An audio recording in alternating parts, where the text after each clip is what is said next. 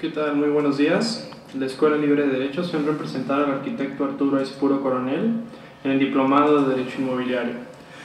El arquitecto Arturo Espuro Coronel es arquitecto por la Universidad Nacional Autónoma de México, con más de 25 años de experiencia en iniciativa privada y en el sector público. Su última posición en el sector público fue como secretario de Desarrollo Urbano y Vivienda del Gobierno del Distrito Federal. Actualmente es presidente del Grupo Solvi, Soluciones para la Vivienda e Infraestructura, empresa integradora de servicios especializados, y es socio fundador y director general de Aispuro Martínez Arquitectos, despacho de diseño urbano y arquitectónico, administración y supervisión de proyectos de inversión y obra, servicios de consultoría y estudios en materia de impacto urbano y ambiental y apoyo especializado en gestión urbana. Fue vicepresidente de desarrollo en Richmond International, empresa multinacional desarrolladora de algunos de los complejos urbanos más importantes del mundo. En México es la empresa desarrolladora de la Torre Mayor, el complejo corporativo más alto de América Latina. Cuenta con registros ante el Gobierno de la Ciudad de México como director responsable de obra, corresponsable en diseño urbano y arquitectura y perito en impacto urbano y ambiental. Y tiene una participación constante como conferencista y congresista nacional e internacional en foros de actividad gremial y profesional. Es profesor de posgrado en maestrías y diplomados en el Instituto Tecnológico Autónomo de México, en la Universidad Iberoamericana y en la Universidad Nacional Autónoma de México. Ha sido miembro del Comité Ejecutivo de la Federación de Arquitectos de la República Mexicana, FCARM, consejero de Acción Urbana del Colegio de Arquitectos de la Ciudad de México, vicepresidente de la Asociación de Desarrolladores Inmobiliarios ADI, organismo privado que agrupa a los desarrolladores inmobiliarios más importantes del país. En sus actividades gremiales actuales es miembro de la International Downtown Association, IDA, institución internacional especializada en proyectos de regeneración urbana y promoción de actividades turísticas y comerciales en las principales ciudades del mundo. Muchas gracias.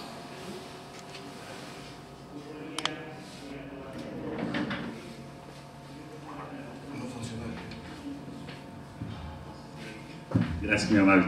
Creo que nos faltan algunos de ellos. ¿Tendrían algún inconveniente si nos viniéramos todos un poquito más cerca? ¿No importaría? ¿Sí? Excelente, gracias. Ahorita que estábamos en el café, alguien decía que se requería para despertar. Tengo un buen amigo al que le robé una frase que decía: todo lo que diga antes de tomar café no cuenta. Y creo que es legítimo y válido efectivamente para poder despertar. Pero muchísimas gracias. Creo que nos va a simplificar a todos un poquito la conversación.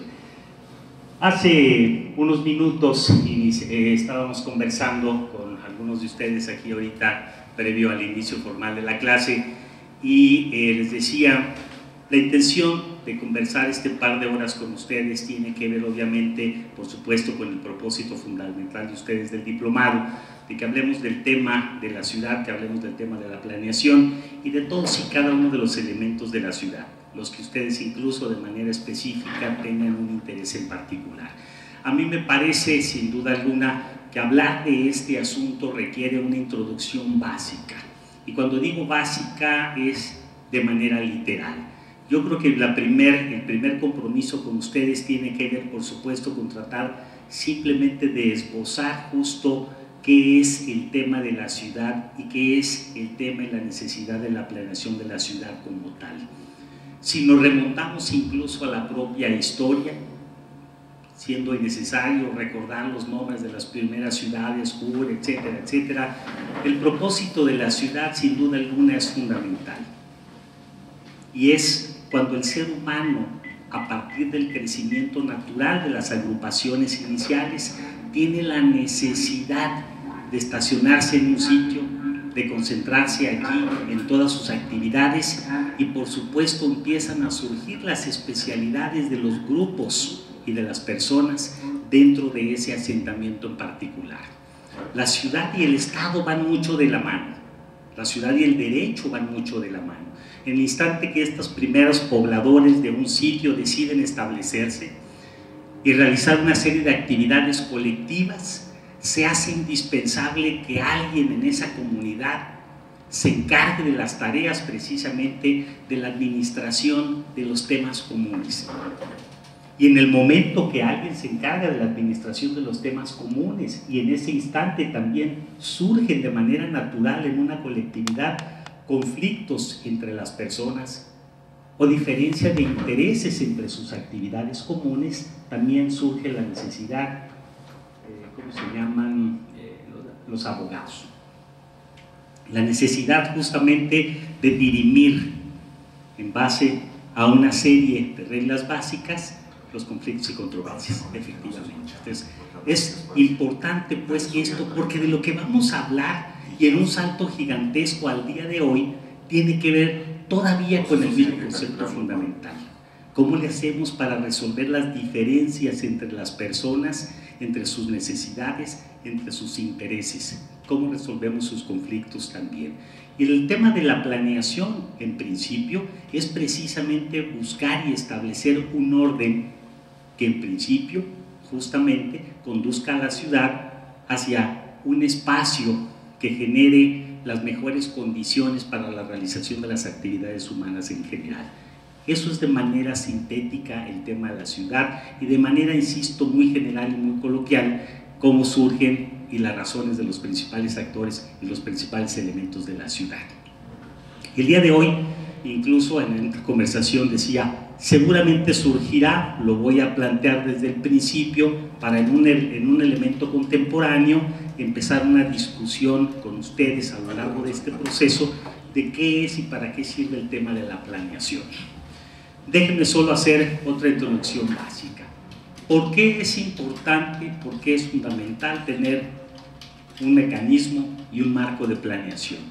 Bueno, desde el punto de vista técnico, por supuesto, un plan de desarrollo y opera para una persona o para un espacio físico en particular. Perdón, está clausurada, nos avisó la delegación, el lado izquierdo. Entonces, nada más, por favor, en este lado. Entonces, el tema de la planeación justo tiene que ver con los mismos principios. En términos territoriales, un plan de desarrollo es el instrumento que tiene como propósito, primero, conocer y analizar las características específicas de un espacio territorial determinado. Una colonia, una delegación, una entidad federativa o el propio país incluso. Y a partir de estas características físicas que definen en mucho su propia vocación y su propio potencial, establece una serie de estrategias y una serie de instrumentos que le permitan en este ejercicio de planeación precisamente aprovechar sus características, potenciar todo lo que son obviamente sus atributos para generar esta condición de bienestar hacia la población que está asentada allí. Este es en términos generales el propósito fundamental de los instrumentos de planeación. Sin embargo, en un mundo contemporáneo en donde en realidad todo ha cambiado de una manera muy acelerada, evidentemente la prueba la tenemos el día de hoy, los espacios físicos, las ciudades, los territorios, en términos generales, han sido literalmente rebasados, la dinámica contemporánea, a los propios instrumentos de planeación. Y esto ha generado en este círculo vicioso, obviamente, una serie de conflictos, una serie de diferencias que se hace necesario atender y resolver. El mecanismo por el cual se opera la planeación son los procesos de gestión urbana, que también se pueden sintetizar. La gestión urbana de una ciudad o de un territorio es aquella precisamente que nos permite aplicar los instrumentos de planeación para construir en ese territorio aquello que se determinó en los planes de desarrollo, en los programas, que se puede hacer o no. Y la gestión de la ciudad se puede sintetizar como si fuera en realidad literalmente un semáforo. Hay tres pasos básicos en el proceso de gestión de una ciudad. Hay cosas que se permiten, esa es la luz verde del semáforo. Hay cosas que para que sucedan hay que hacer un paso previo, es además acumulativo, ese es el amarillo, y hay cosas que están prohibidas, en la luz roja no podemos pasar. Ese es, insisto, de una manera extremadamente sintética la explicación del proceso de gestión de la ciudad.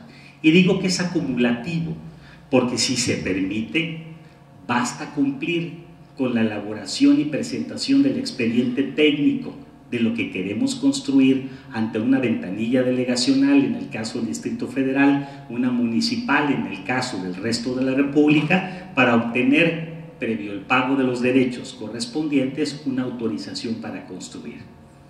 Cuando decimos la luz amarilla, es el equivalente de lo que anteriormente se llamaba los usos condicionados y que hoy tiene diferentes nombres en diferentes entidades, pero que esencialmente quiere decir que sí se puede construir, pero que es necesario presentar, además de este expediente original, una serie de expedientes técnicos adicionales complementarios que garantizan que lo que vamos a construir es asimilable en el tejido urbano en donde lo vamos a hacer. Estudios con mayor detalle en materia de vialidad, de agua, de drenaje, de imagen urbana, de asoleamiento, etcétera, de algunos otros elementos. El uso prohibido es aquello que el programa identifica con gran claridad como absolutamente incompatible con lo que en términos generales hay dentro de esta zona en particular. Voy a dar un salto de nueva cuenta a lo contemporáneo, a lo que en este instante está sucediendo, para buscar ejemplificar si estamos hablando entonces en los conflictos de la ciudad de un tema de planeación, de un tema de legalidad, de derecho o incluso un tema de ética profesional. La mayor parte de ustedes, salvo que nos viene de la hermana república de hasta el norte, ¿no?, de Chihuahua, la mayor parte de ustedes en el caso del Distrito Federal, y seguramente también tú, deben haber visto en los periódicos recientemente el tema del famoso amparo multiusos. Un documento, un instrumento jurídico que es de una enorme polémica contemporánea, porque lo que ha permitido en la práctica hasta el día de hoy es que la autoridad que vigila el cumplimiento de los programas y extiende el documento que explica con gran claridad lo que se puede hacer o lo que no se puede hacer en un terreno en particular, ha concedido certificados de uso del suelo distintos a lo que dice el programa de desarrollo. ¿Por qué la autoridad que se encarga de vigilar el cumplimiento del programa puede expedir un documento de esa naturaleza? La respuesta es simple, en principio, porque el promovente de esta autorización, de este certificado en particular, presenta un documento que es un amparo, documento que dice: a ti no te puedo aplicar el programa de desarrollo, los usos del suelo que contiene vigentes, porque te ganaste un amparo en contra de este instrumento normativo. Por lo tanto, tienes entonces derecho a construir literalmente lo que tú quieras. Entonces, ahí hay un tema que hoy, repito, es de una enorme polémica. ¿De qué estamos hablando entonces en un conflicto de esta naturaleza y para qué sirve todo lo demás? Decíamos incluso, es un tema entonces de planeación, es un tema de derecho, y yo le agregaba, es un tema de ética. Y cuando digo de un tema de ética es porque evidentemente, allí seguramente esta discusión puede ser muy interesante aquí, bueno, es un abogado que con su conocimiento de la estructura legal de este país, de esta propia ciudad y de los instrumentos de planeación, promueve un amparo de esta naturaleza. ¿Por qué digo que de ética? Porque probable o seguramente existen mecanismos y gestiones jurídicas para poder obtener un documento de ese tipo, con una pequeña variante en este caso. Quien fue el promovente de este amparo en contra de los instrumentos de planeación fue el mismo actor que fue el consultor del gobierno de la ciudad para la elaboración de estos instrumentos de planeación. Me parece que entonces estamos hablando de un tema en principio de ética profesional también, porque sin duda alguna tenía información privilegiada. Segundo, hay un tema también de corrupción, pero incluso de corrupción profesional en ese mismo caso en particular.